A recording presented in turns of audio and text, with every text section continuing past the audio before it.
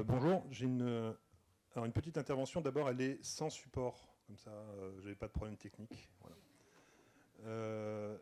Cet après-midi, pour introduire l'après-midi, je vais vous parler d'un sujet, enfin je vais parler de deux sujets, mais je vais commencer par le sujet de la sécurité et de l'intelligence artificielle.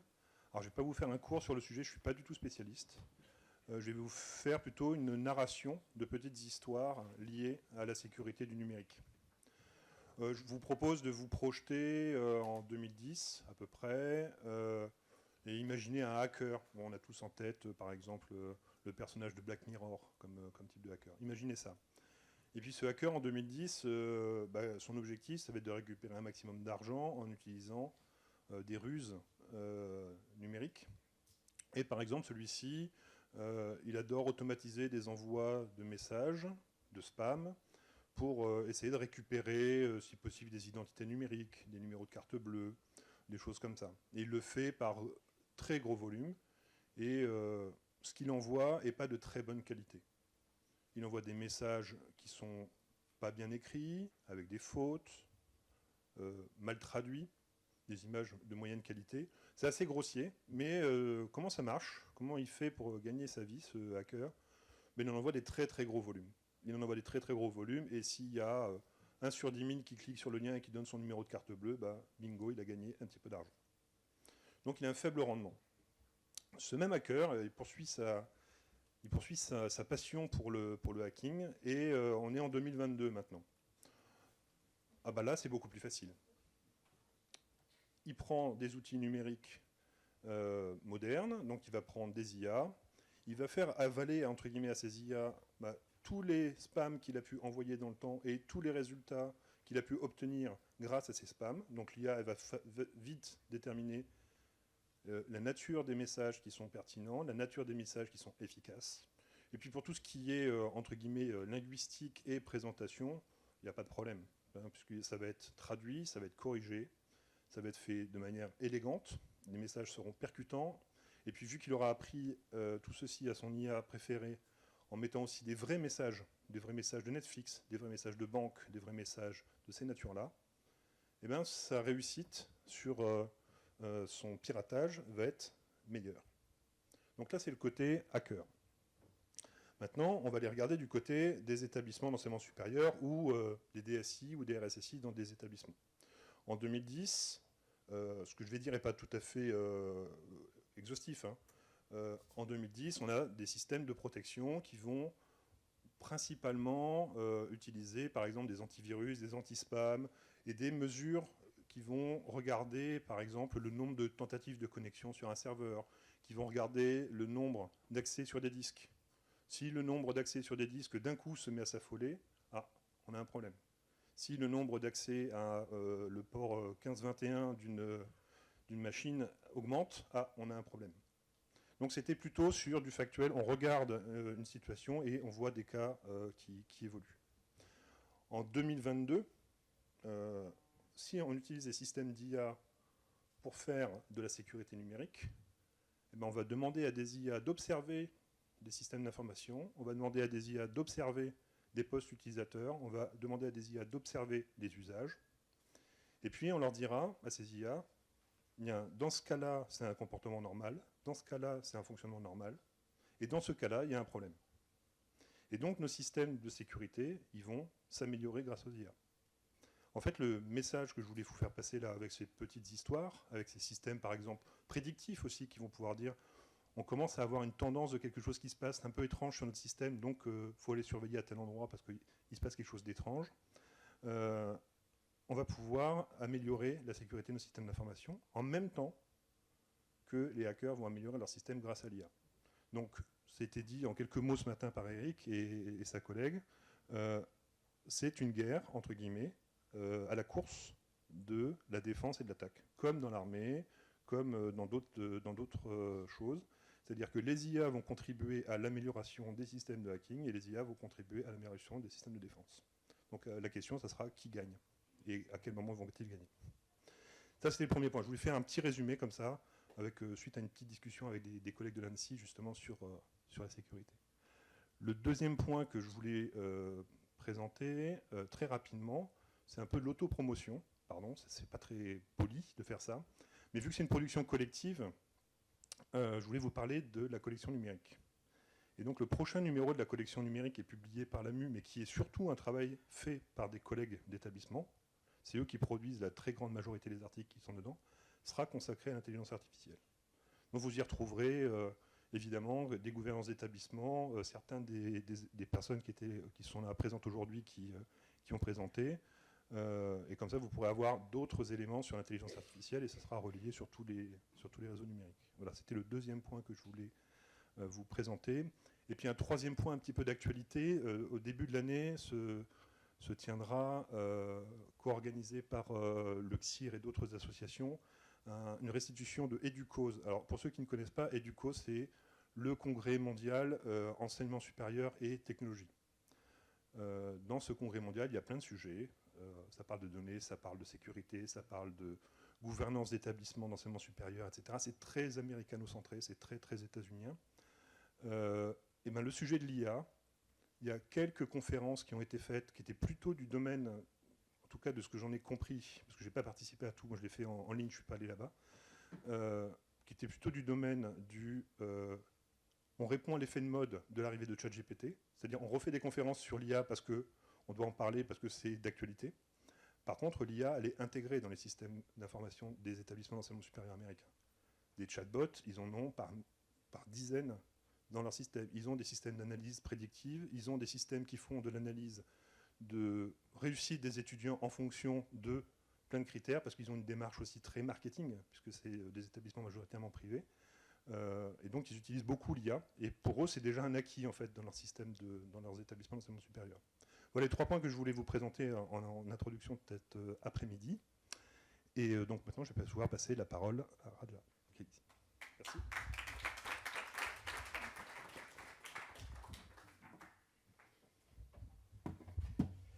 Alors, nous avons le plaisir d'accueillir donc M. Chatila,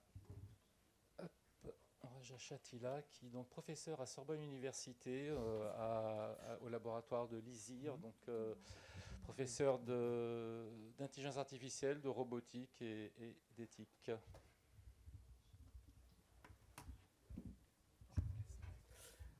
Merci beaucoup. Merci de m'avoir proposé de participer avec vous cet après-midi pour parler de ce sujet important. Donc, et désolé de ne pas avoir été là ce matin pour les présentations qui m'auraient beaucoup intéressé, mais j'avais je devais participer à un autre événement et ça s'est passé un peu à la dernière minute. J'ai dû chambouler le programme. Donc, mon but, c'est de focaliser sur les enjeux éthiques et de la réglementation, parce que je pense que ce matin, vous avez eu d'autres exposés, et tout à l'heure aussi, sur d'autres facettes de l'intelligence artificielle. Donc, il faut mettre en plein écran, je suppose. Voilà. Et voilà. Bien. Donc, d'abord, pourquoi est-ce qu'on parle beaucoup d'intelligence artificielle? Pourquoi j'ai 2 conférences par jour sur l'intelligence artificielle en ce moment? Parce que l'intelligence artificielle est partout. Donc, ce n'est pas la peine de dire « Ah, mais non, on exagère ». Effectivement, je fais ici une liste non exhaustive illustrée par quelques images sur l'utilisation de l'intelligence artificielle dans de nombreux secteurs ou domaines très différents qui influencent non seulement notre vie quotidienne, mais qui influencent aussi l'industrie, les services, voilà, et ce que vous faites aussi. Et il y a évidemment un certain nombre d'applications qui peuvent paraître, disons, tout à fait naturelles ou souhaitables, et puis certaines autres qui soulèvent quand même quelques questions.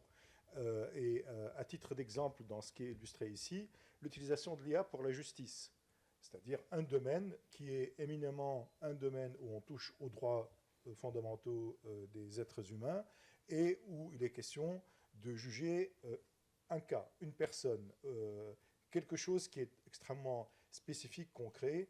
Et on n'est pas en train de juger une population statistiquement. D'accord ? Donc, est-ce que l'intelligence artificielle est par principe déjà applicable à cette à ce domaine? Voilà une question qu'on peut se poser. Et justement, demain, je vais encore à une conférence sur ce sujet. Il y a aussi, bien sûr, des domaines comme le domaine de l'armement. Il y a aussi des domaines qui nous touchent tous et qui peuvent influencer ce que nous faisons. Non, pardon, je me suis trompé pas de sens de pointeur, de touche. Donc voilà, c'est ça.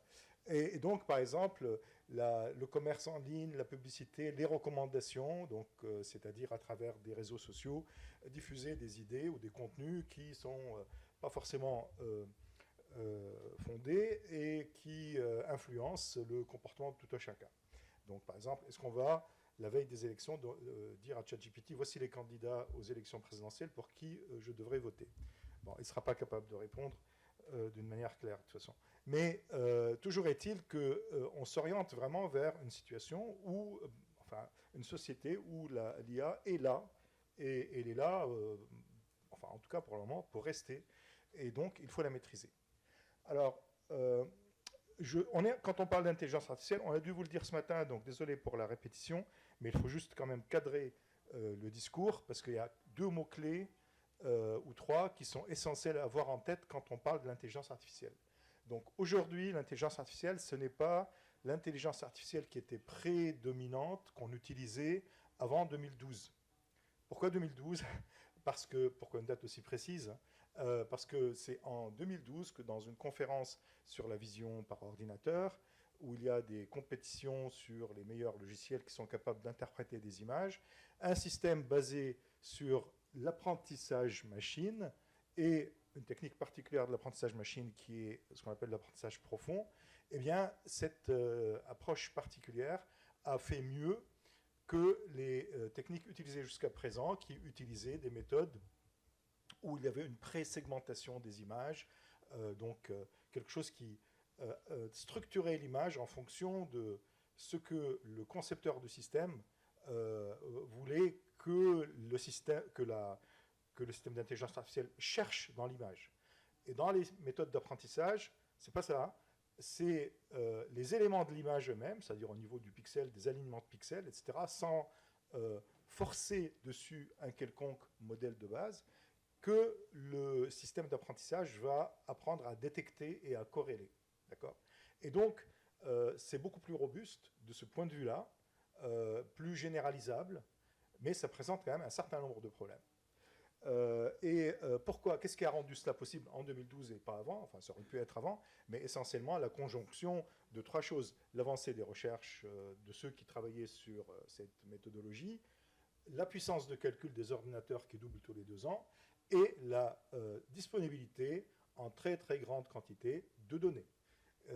Parce que ces systèmes apprennent sur des données. Donc effectivement, ces systèmes, leur principe, c'est encore... c'est contre-intuitif que le pointeur ne soit pas en haut, donc il est en bas. Alors, donc, ces modèles sont basés sur l'idée qu'on va construire des modèles statistiques, je dis bien statistiques, c'est-à-dire basés sur des corrélations, en l'occurrence, à partir de grandes quantités de données. Ces données, donc, c'est toutes sortes de données. Si le système traite des images, ben, c'est des images. Si le système traite du texte, c'est du texte, etc. Et ces données sont labellisées a priori ou non, c'est-à-dire qu'on a étiqueté les données. Dans cette image, il y a un chat, ou bien il n'y a pas de chat. Voilà. Elles peuvent ne pas être labellisées. On va utiliser donc des distributions de probabilité et des corrélations pour construire ces modèles statistiques qui vont identifier donc des corrélations entre des éléments constitutifs des données qui, de nouveau, ne sont pas forcés par le concepteur du système. Hein. C'est simplement leur récurrence qui est là. Et on utilise des réseaux de neurones formels comme classifieurs. Les réseaux de neurones ont ceci d'intéressant, les réseaux de neurones formels. En fait, c'est une fonction de calcul élémentaire, un neurone. Et quand ils sont en réseau, en configurant correctement les paramètres du réseau, ce qu'on appelle les poids synaptiques, vous avez un réseau qui, entre guillemets, apprend, c'est-à-dire qui, en ajustant ces poids synaptiques correctement, peut construire un modèle, c'est ça qu'il apprend, un modèle des données. Et donc, il apprend les données. Il apprend l'information qu'il y a dans les données. Et après, on peut l'utiliser pour chercher, pour savoir si, par exemple, une entrée une entrée qu'on lui fournit est statistiquement ressemblante, si elle se corrèle bien avec le modèle qui a été construit. Et ça va utiliser des algorithmes d'optimisation. Et donc, pour mémoire, il y a 3 grandes méthodes. Il y a des sous-méthodes, et puis les 3 méthodes peuvent être utilisées dans le même système. Ce qu'on appelle l'apprentissage supervisé. Donc ici, il est supervisé. Pourquoi? Parce que la réponse correcte est fournie par une connaissance a priori du concepteur. C'est-à-dire, si je veux apprendre au système de reconnaître des chats, je lui donne des images de chats, je dis, c'est des images de chats. D'accord? Je lui dis, voilà, il faut ce que tu vas corréler, ce que tu vas ajuster dans ces données-là, c'est des choses qui s'appelleront chats.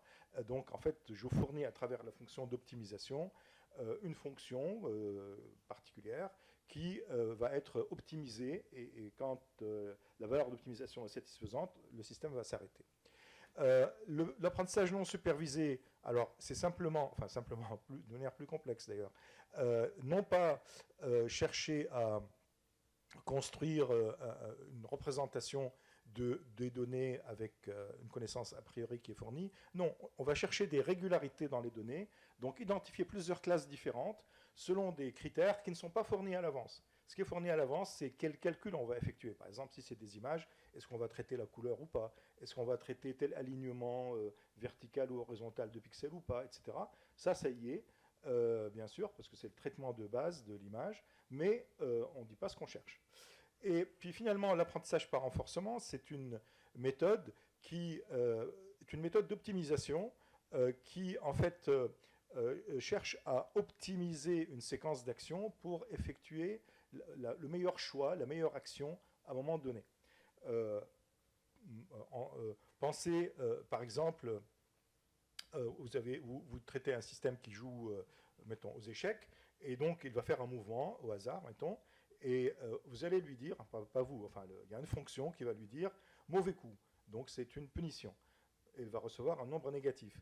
Et s'il reçoit bon coup, c'est un nombre positif. Et lui, l'algorithme va maximiser la récompense globale.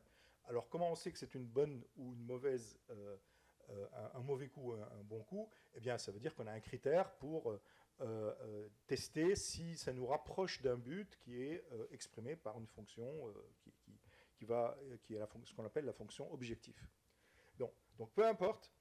Ça, simplement, ce qu'il faut retenir, donc, c'est apprentissage de modèles statistiques corrélatifs.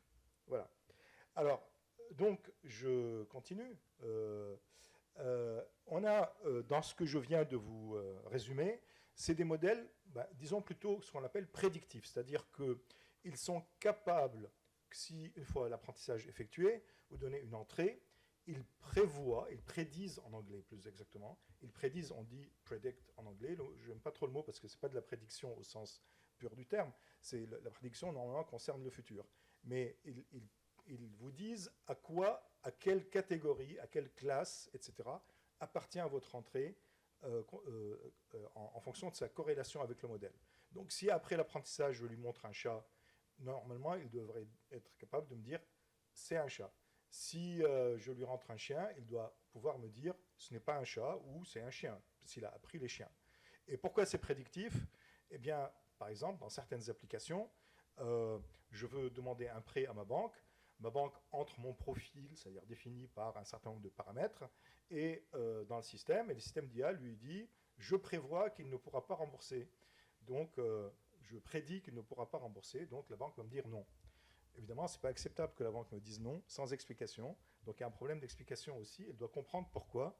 J'en dirai un mot peut-être si j'ai le temps. Donc, ça, c'est les systèmes prédictifs. Ce qui est à la mode aujourd'hui, pour une raison importante, c'est les systèmes génératifs, comme GPT-4, etc. Les systèmes génératifs, au lieu de vous dire si telle entrée se situe dans telle catégorie, elle va corréler votre entrée avec le modèle, Et ce modèle est en général immense, parce que sinon ça ne fonctionnera pas très bien. Elle va vous produire, elle va vous produire, génératif, un résultat qui est statistiquement proche du modèle.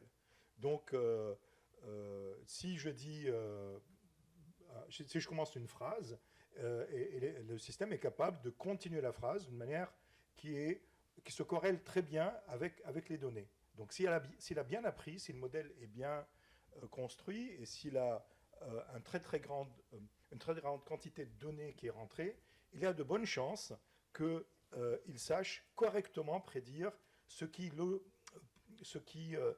pardon, statistiquement doit venir après mon prompt, mon entrée, ma requête. C'est comme ça que fonctionne ChatGPT, en l'occurrence. Donc, qui est un agent conversationnel qui va vous répondre à des questions. Alors, quels sont, maintenant je rentre dans le vif du sujet, c'était l'introduction, limites et enjeux éthiques de l'IA et de l'IA générative. Donc, dès le départ, on a vu un certain nombre de problèmes qui se posaient. Et donc, ils sont illustrés par ces quelques images qui viennent dans les 3 ou 4 transparences suivants. Premier problème, c'est le problème du biais. N'importe quel statisticien digne de ce nom vous dit, si je construis un modèle statistique avec des données biaisées, c'est-à-dire qui ne représentent pas correctement la réalité, c'est-à-dire la population au sens statistique du terme que j'étudie, eh bien le résultat, il sera biaisé, il ne vaudra pas pour nous. On fait un sondage, on prend un échantillon représentatif de la population pour poser la question. Et bien, évidemment, la qualité de l'apprentissage dépend énormément de la qualité des données. Ils ne doivent pas être biaisés. Ce n'est pas la seule source de biais, c'est aussi la manière dont je construis mon système, son architecture, ses paramètres, ou hyperparamètres, on dit, qui vont finalement, le choix des fonctions d'optimisation, etc. Tout cela va être susceptible d'induire des biais dans le système. Et vous avez ici un exemple qui montre que dans un système où il a appris sur des images où il y a des personnes assises dans un bureau avec des ordinateurs. Le code ici des couleurs, c'est que les parties de l'image qui ont le plus influencé le processus d'apprentissage, c'est-à-dire les poids synaptiques les plus élevés, peu importe le détail, qui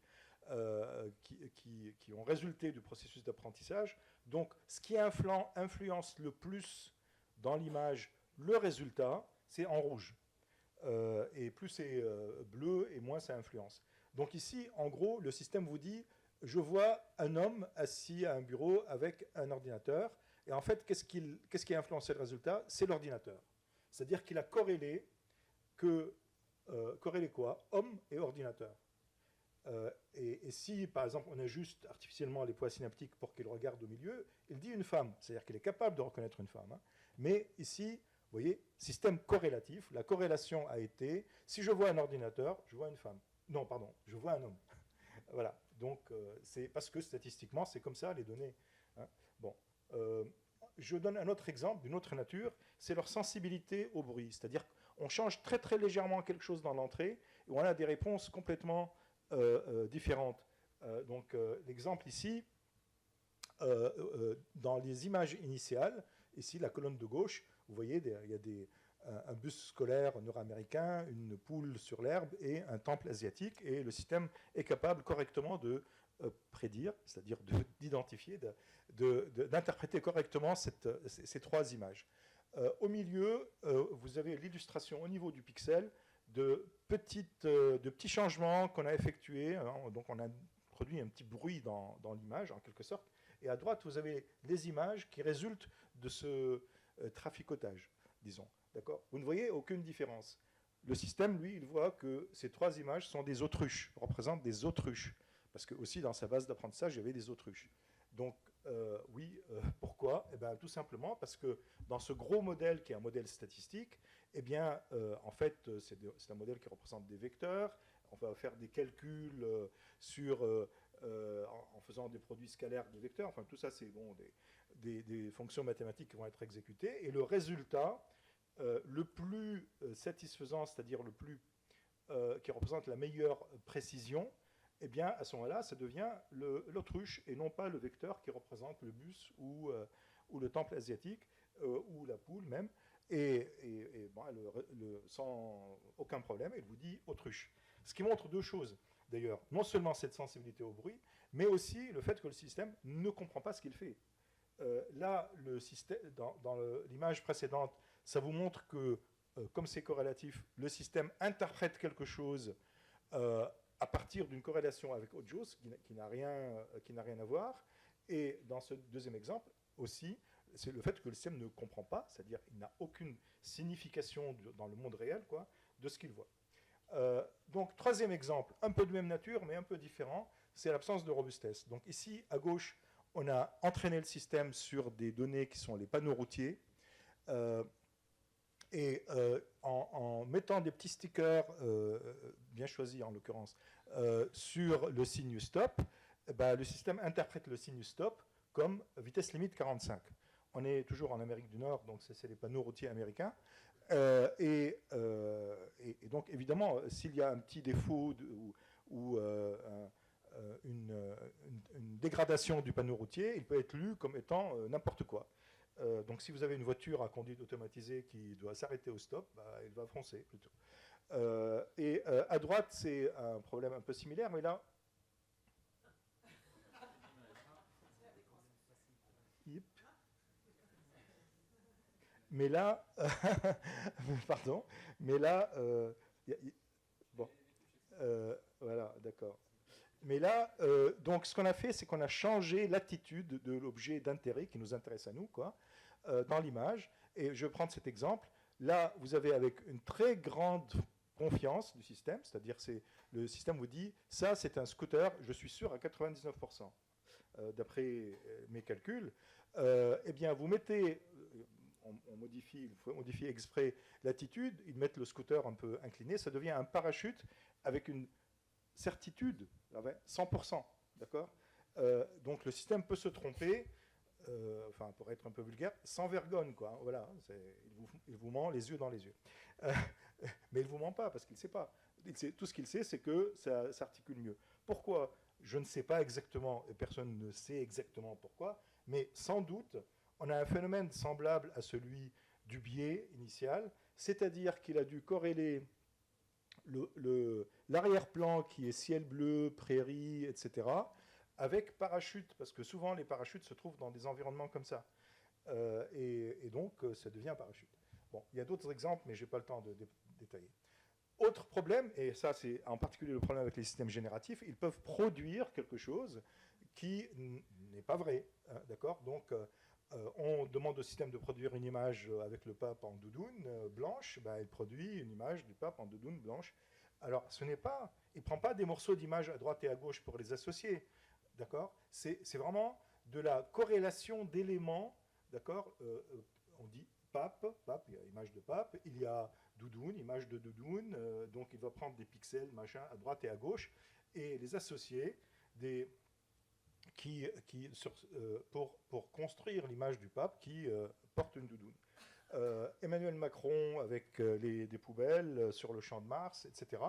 Bon, aujourd'hui, c'est pas complètement au point. Si on regarde à la loupe, on voit quelques défauts dans les images, mais c'est pas toujours le cas. Par exemple, ici, le pape tient à quelque chose, c'est bizarre, cette main qui est mal formée, etc.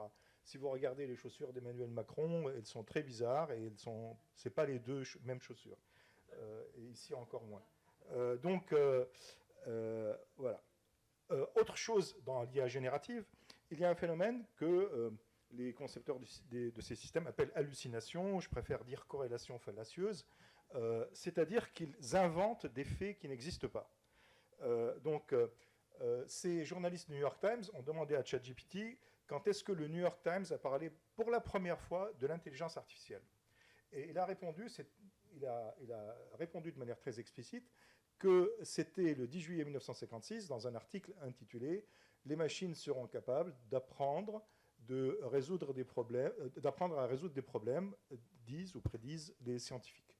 Et ça, c'est à propos d'une conférence séminale sur l'intelligence artificielle, donc, qui a eu lieu à Dartmouth College. La conférence existe, c'est la conférence fondatrice effectivement de l'IA. en 1956, sauf que les journalistes disent, ben non, le New York Times n'a jamais parlé. Cet article n'existe pas tout simplement. Alors que ChatGPT prétend qu'il existe, et en plus, ils disent qu'il continue, et il dit, voilà, cette conférence est le lieu de naissance de l'IA, etc., etc. Donc, il construit des faits qui n'existent pas. Alors, ça, c'est peut-être une information anodine qui n'intéresse pas grand monde, mais quand il va inventer des faits qui n'existent pas dans des domaines, disons, sérieux, mais, le domaine médical ou quoi que ce soit qui implique des décisions, comment dire, critiques, ben là, il y a un sujet. En parenthèse, je ne sais pas, vous pouvez laisser si vous voulez. Moi, j'ai demandé à ChatGPT de me produire une notice biographique de moi. Bon, ça fait quelques mois, donc peut-être que maintenant ça a changé. Et il a sorti une notice biographique dont la moitié était vraiment fausse. C'est-à-dire qu'il m'a donné des fonctions que je n'ai jamais exercées. D'autres étaient vraies. Mais comment faire la part des choses? Moi, je me connais, mais vous ne connaissez pas. Donc, si vous demandez qui est Rajesh Attila, chacun d'entre vous, en fonction de son historique d'interaction avec ChatGPT, va avoir une information différente sur moi. J'avance.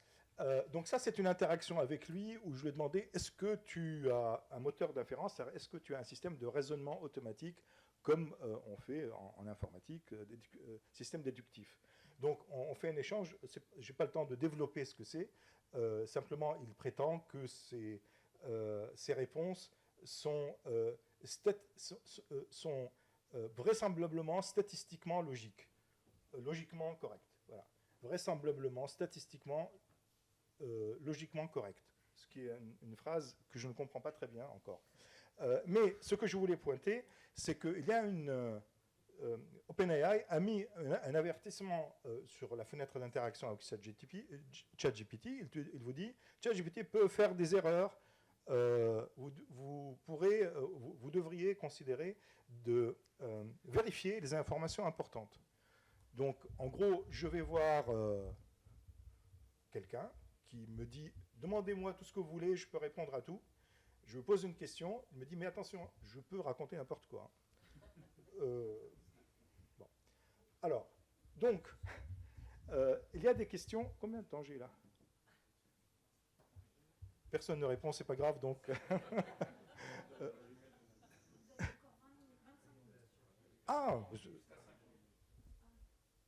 Mais je vais ralentir alors. Donc merci. Donc, avec tout ce que j'ai dit, je résume un certain nombre de sujets qui sont soulevés par ces systèmes. La première chose, c'est que... Vous voyez, je prends mal. La première chose, c'est l'opacité. C'est-à-dire que ce système statistique est basé sur des paramètres, hein, les poids synaptiques, les hyperparamètres, etc. Il y en a des milliards, des centaines de milliards. GPT-4, c'est inconnu, c'est-à-dire ils n'ont pas divulgué officiellement, donc on ne va pas inventer des chiffres, mais GPT-3, c'est 176 milliards. Donc, c'est énorme. Et donc, on ne connaît pas, on ne peut pas lier, bien sûr, c'est des paramètres du modèle statistique, on ne peut pas lier les paramètres avec la qualité des réponses ou même le contenu des réponses. Donc, ce problème d'opacité pose un problème d'explicabilité. Pourquoi est-ce que le système est arrivé à tel résultat? Pourquoi? Comment? Eh bien, il n'y a pas de réponse rigoureuse à ça. Il y a des méthodes d'explicabilité qui sont fournies, qui sont étudiées. C'est un domaine de recherche. Ce n'est pas parfait. Il y a plusieurs méthodes dont on teste, etc. Mais il n'y a pas de solution, miracle, comme ça, rigoureuse pour l'explicabilité, qui est un facteur de transparence sur le fonctionnement du système et donc aussi un facteur de confiance dans les résultats du système. Bon. Donc aujourd'hui, ça existe. Il y a des méthodes plus ou moins parfaites, plus ou moins bonnes, mais il n'y a pas de méthode satisfaisante entièrement. Il n'y a pas de processus de validation et de vérification rigoureux. Quand vous faites un logiciel informatique, et surtout si vous l'appliquez dans des domaines critiques, eh bien, il y a des processus de vérification, ça peut être de la vérification formelle, et de validation. Est-ce que le système fait bien ce pourquoi je l'ai programmé, et pas seulement est-ce qu'il fonctionne bien. Eh bien, donc ça, tous les gens qui travaillent dans les systèmes critiques font ça. Eh bien, en intelligence artificielle, non. Il y a de vraies et de fausses raisons. Les vraies raisons, c'est que ce ne sont pas des systèmes qui, d'abord, qui sont, disons, vérifiables au sens classique du terme, parce que c'est d'autres processus de programmation, et ils ne sont pas validables parce qu'ils sont statistiques.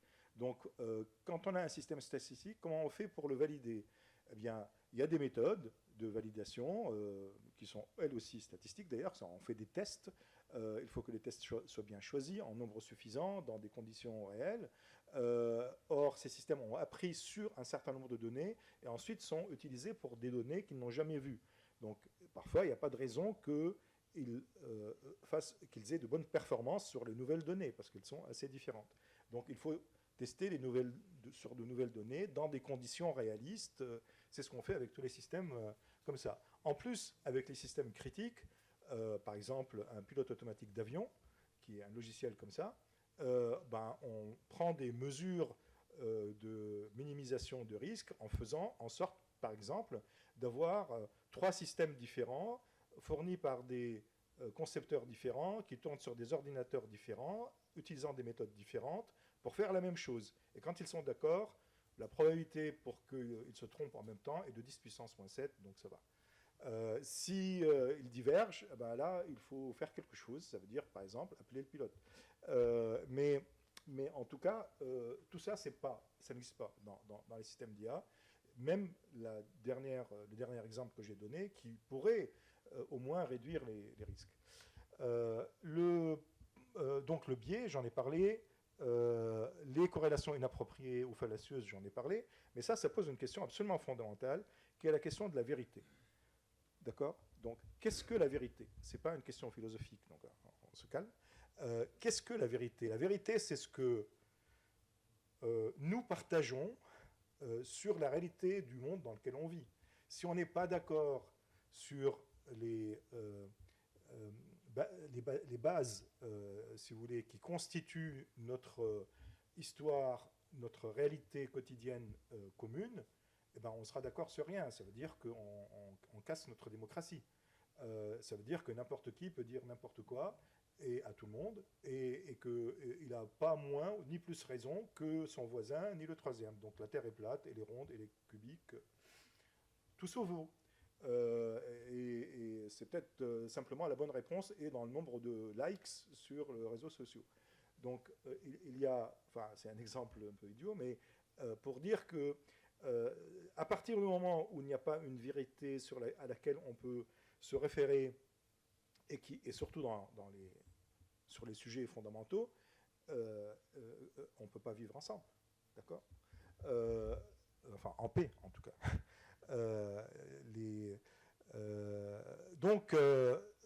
Ensuite, le lien causal entre données et résultats, j'ai suffisamment prononcé le mot corrélation, et corrélation n'est pas causalité. Il y a quelques, d'ailleurs, anecdotes intéressantes sur la corrélation et la causalité. Par exemple, il y a une corrélation statistique entre le nombre de prix Nobel d'un pays et la consommation de chocolat du pays en question.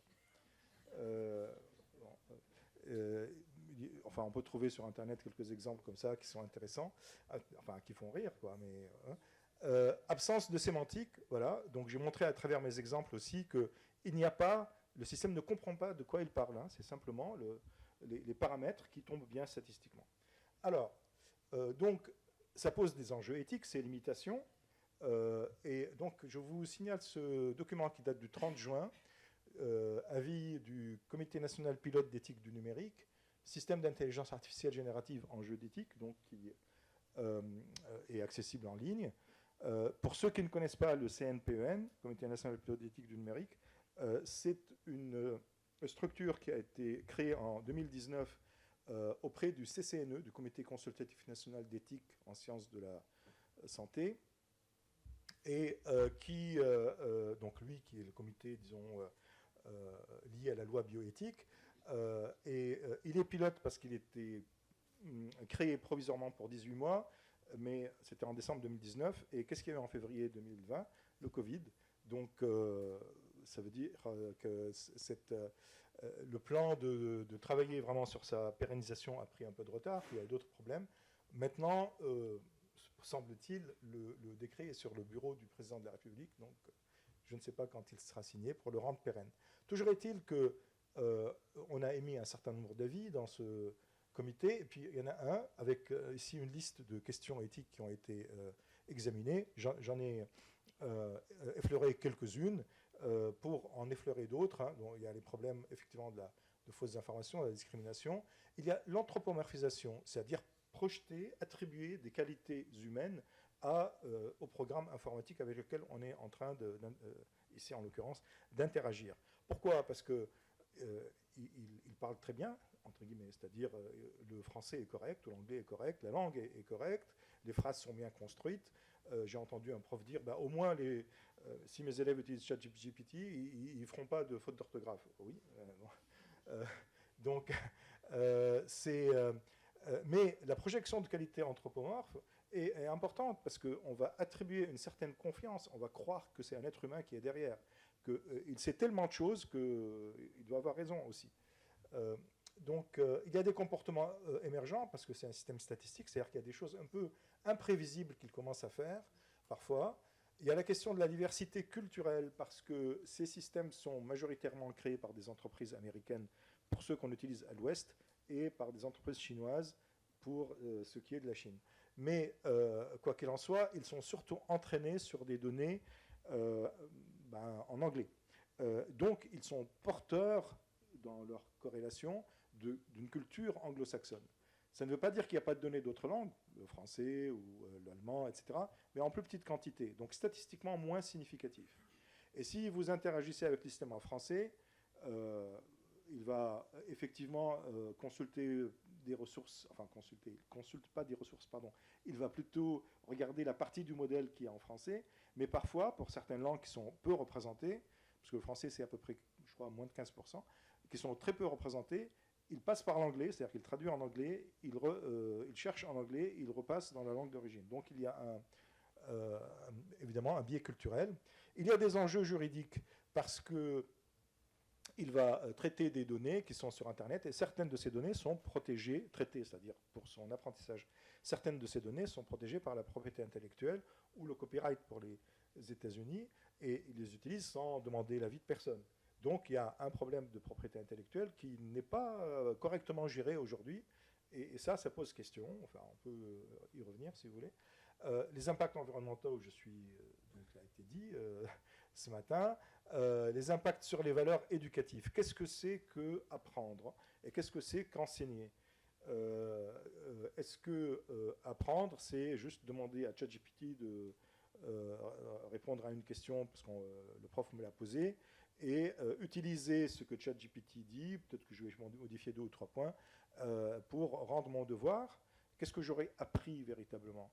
Et à quel moment dans ma vie, après, je vais pouvoir utiliser une expérience réelle de quelque chose sur lequel j'ai réfléchi personnellement, où j'ai été chercher effectivement des sources, je les ai comparées, je les ai critiquées, etc.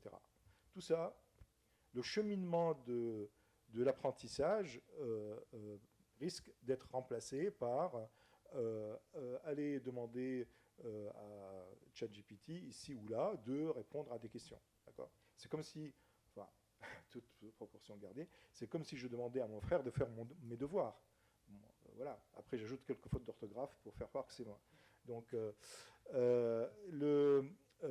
l'impact sur les métiers et les emplois, ça c'est un sujet cet après-midi, évidemment, étant donné qu'on peut l'utiliser pour tout, eh bien oui, ça va transformer les métiers, ça va surtout transformer un certain nombre de tâches, ça ne va pas forcément détruire complètement plein d'emplois, oui, certains vont être affectés très fort, mais ça va remplacer la manière dont on travaille. Pour un certain nombre de choses. Hein. Faire un résumé de texte, par exemple, hein, voilà. Il y a beaucoup de gens quelques entreprises qui l'utilisent pour améliorer l'expérience client, c'est-à-dire faire en sorte que s'il y a une personne qui répond aux clients sur leur service hotline, etc., ils puissent être guidés correctement en utilisant ChatGPT dans les documents de l'entreprise. Bon, intéressant, mais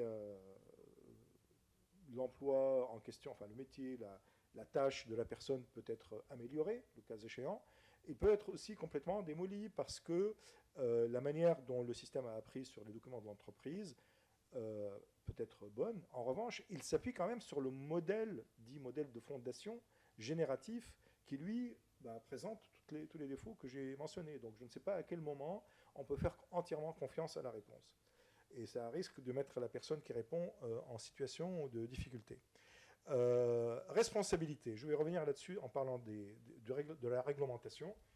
Et donc, je vais parler tout de suite de la réglementation.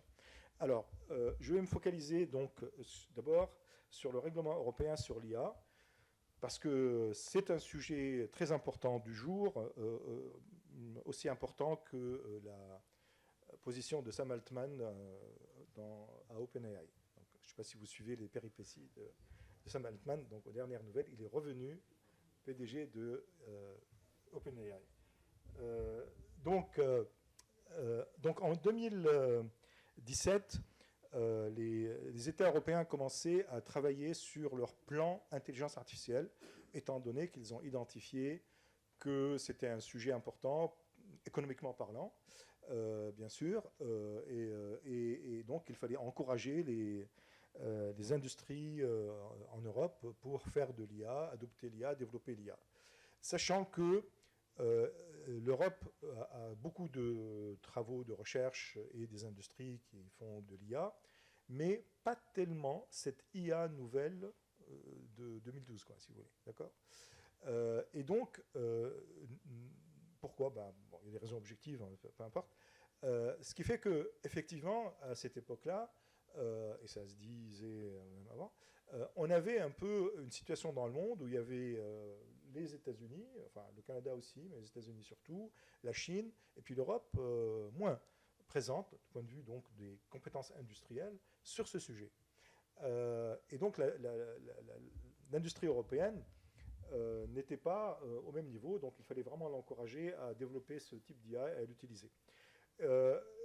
On pourra en discuter, mais ce qui s'est passé avec l'Europe, c'est que la Commission européenne a mis en place un groupe d'experts de 52 personnes européens, auxquels on a demandé fournissez-nous deux choses,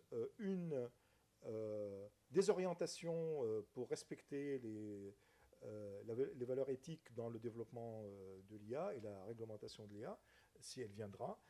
Et deuxième chose, des recommandations d'investissement, de développement, où est-ce qu'on doit mettre l'argent en gros, pour faire quoi, etc. Donc le document qui s'appelle ligne directrice pour une intelligence artificielle de confiance est le premier rapport qui a été publié en avril 2019 par ce groupe d'experts. Et ce groupe d'experts donc, a identifié des principes, etc. Il y a un document d'une 30aine de pages qu'on peut télécharger sur le site de l'Europe. Mais en résumé, il dit qu'il y a 7 exigences clés pour bâtir une IA de confiance. Qu'est-ce que ça veut dire IA de confiance ? On est en train de parler de comment encourager l'utilisation de l'IA, comment faire, etc. Donc il faut avoir confiance dans ce que le système fonctionne correctement et fournit les résultats appropriés.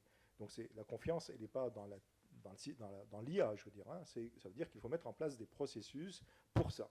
Et donc, ces 7 exigences insistent sur la supervision humaine, c'est pas ordonné, hein, la supervision humaine, préserver l'action humaine, la supervision humaine. Il ne faut pas laisser les systèmes décider tout seuls de la destinée des humains, en gros. La robustesse technique et la sécurité, vous avez vu que j'ai donné un exemple qui montre qu'ils ne le sont pas robustes, et bien sûr ça pose des questions de sécurité, c'est-à-dire les exemples qui ont été donnés tout à l'heure, le respect de la vie privée, la transparence, l'explicabilité, la non-discrimination, respecter le bien-être social et environnemental, et identifier les bonnes responsabilités, donc les systèmes doivent être auditables, et qu'il y ait des responsabilités humaines qui sont derrière le système, qui soient bien identifiées.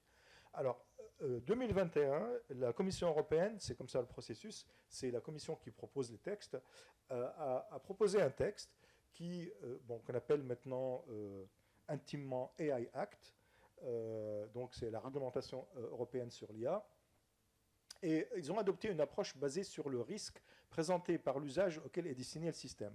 C'est-à-dire pour éviter de réglementer sur tous les systèmes d'IA, quels que soient ces systèmes-là, on va plus réglementer les systèmes dont l'usage peut présenter un risque que les systèmes dont l'usage ne présente pas de risque particulier.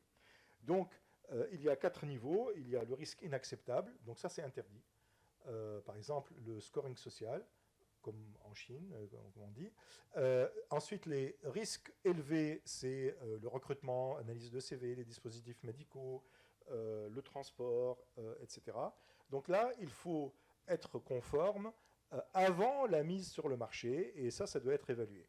Ensuite, il y a des systèmes, disons, moyens, là, les jaunes ne présentant pas de risque du tout. Et pour ces systèmes-là, les exigences...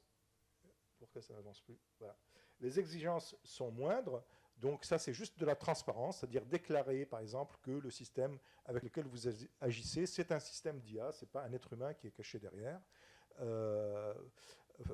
Mettre un label sur les deepfakes, sur les fausses images, et là, il y a des codes de conduite volontaires avec des...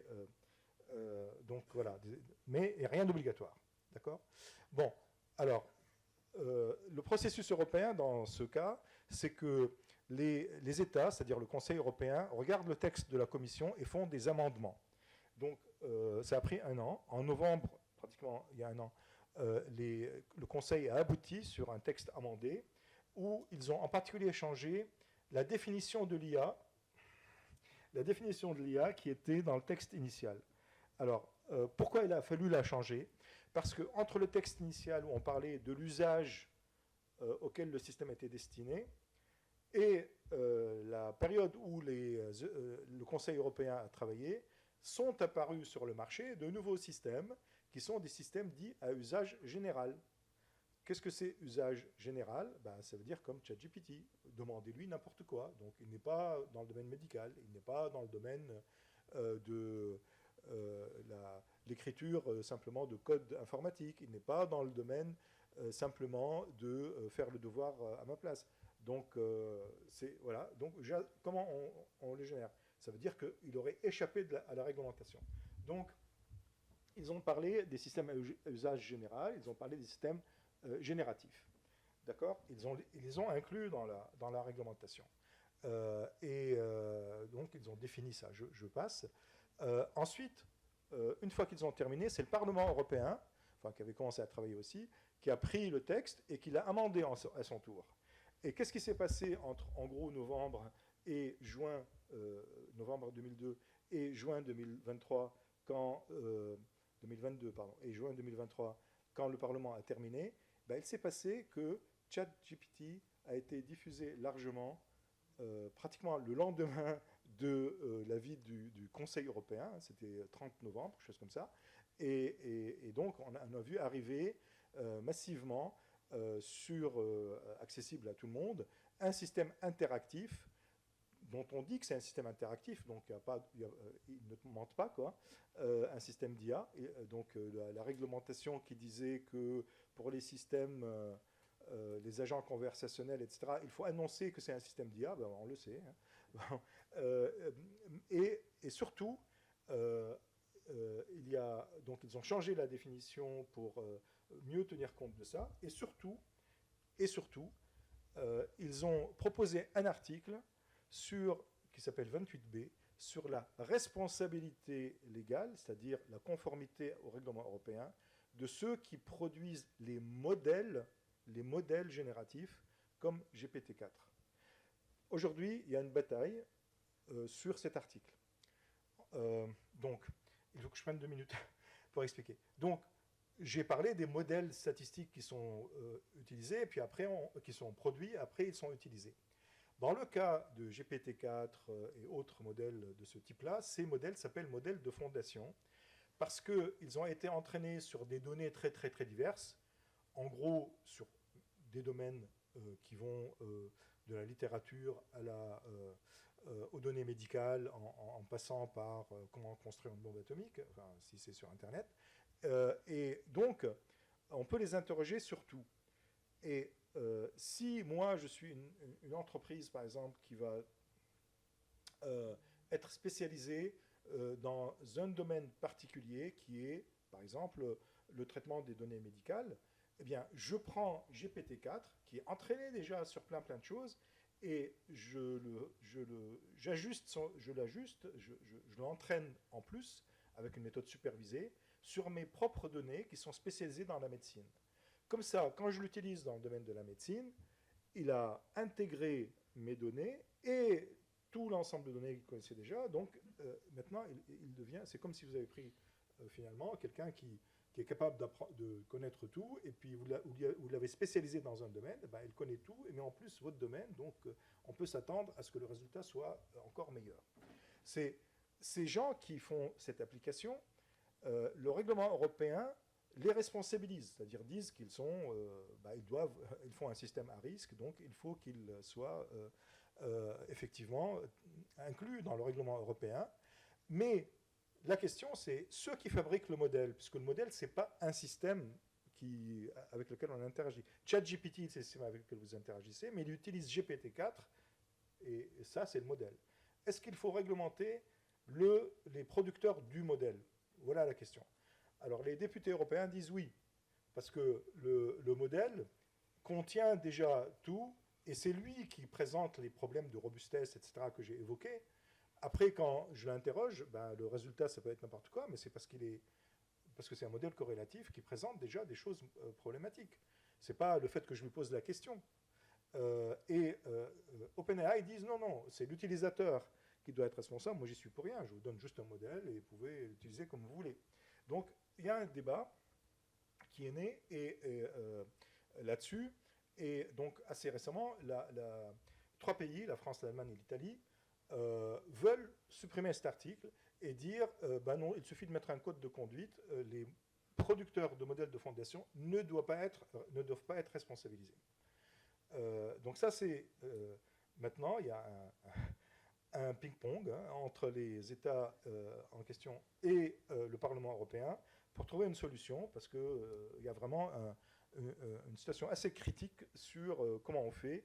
Et si on ne responsabilise pas ceux qui produisent les modèles de fondation, évidemment, ça signifie qu'on met toute la responsabilité sur le maillon suivant de la chaîne, c'est-à-dire les industriels qui vont l'utiliser pour développer leur propre système.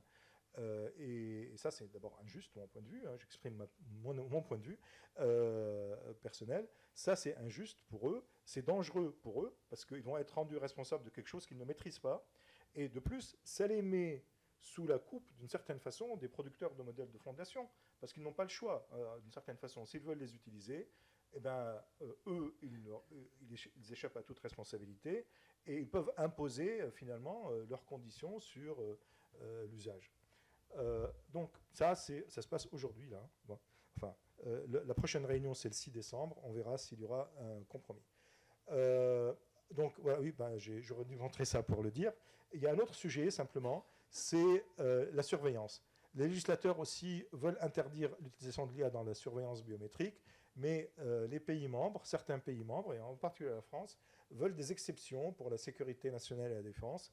Donc là aussi, on verra comment les choses avanceront. Il y a la question aussi de la propriété intellectuelle. Dans le monde, on est les premiers en Europe à vouloir légiférer, c'est-à-dire avoir un texte de loi vraiment global et complet, mais les autres pays avancent, et en particulier, ce que je veux juste citer ici, c'est les États-Unis, parce que pays bien connu pour ne pas légiférer et encourager son industrie. Le 30 octobre, le président Biden a émis un ordre exécutif, donc ce n'est pas une loi émise par le Congrès, c'est une loi, un décret, émis par le président, sur les systèmes génératifs, mais il dit que ça doit s'appliquer pour les générations suivantes. Donc avec une puissance de calcul supérieure à 10 puissance 26 flops. Donc aujourd'hui, à ma connaissance, là aussi, c'est pas évident, GPT-4, c'est plutôt 3 10 puissance moins 5, donc c'est 3 fois plus, 10 puissance 25, c'est 3 fois plus, c'est dans pas longtemps. Mais il n'y a pas de législation. Voilà. Même la Chine a des textes législatifs sur les fausses images, l'exigence de marquage, etc. Et j'ai terminé. Ça, c'est juste pour conclure sur un certain nombre de points. Je ne vais pas aller... Si vous avez des questions pendant ce temps. Merci.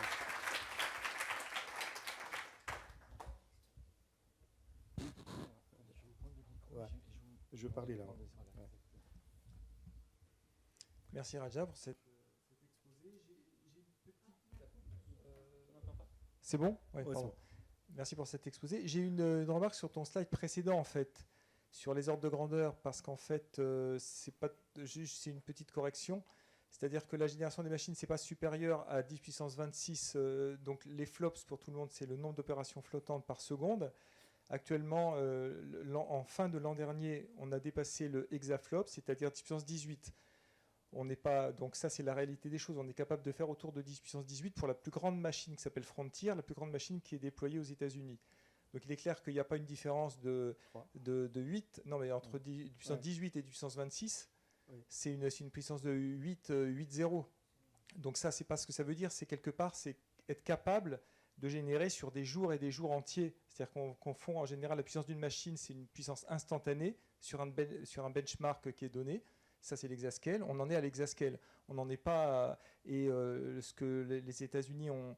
Là, ils ont mis plusieurs milliards de dollars, etc., pour la construction de la machine après, la machine aux zetaflops. Mais là, ce qu'ils veulent dire, c'est que ça peut tourner sur des mois entiers. Oui. C'est-à-dire que ce n'est pas la puissance instantanée. Je voulais mettre les choses... donc c'est l'outil... Parce que j'ai donné tout à l'heure un exposé, et j'ai utilisé une autre échelle qui était le flops par seconde par day. Voilà, donc ça aurait été mieux, effectivement. Voilà, parce que c'est vrai que sinon, là, ça fait un peu... les gens, je pense, sont un peu perdus. Et surtout, mon chiffre... en fait, je ne compare pas ce qui est comparable, parce que... J'ai pas vu... merci. Oui, tout à fait. Merci. Mais merci beaucoup.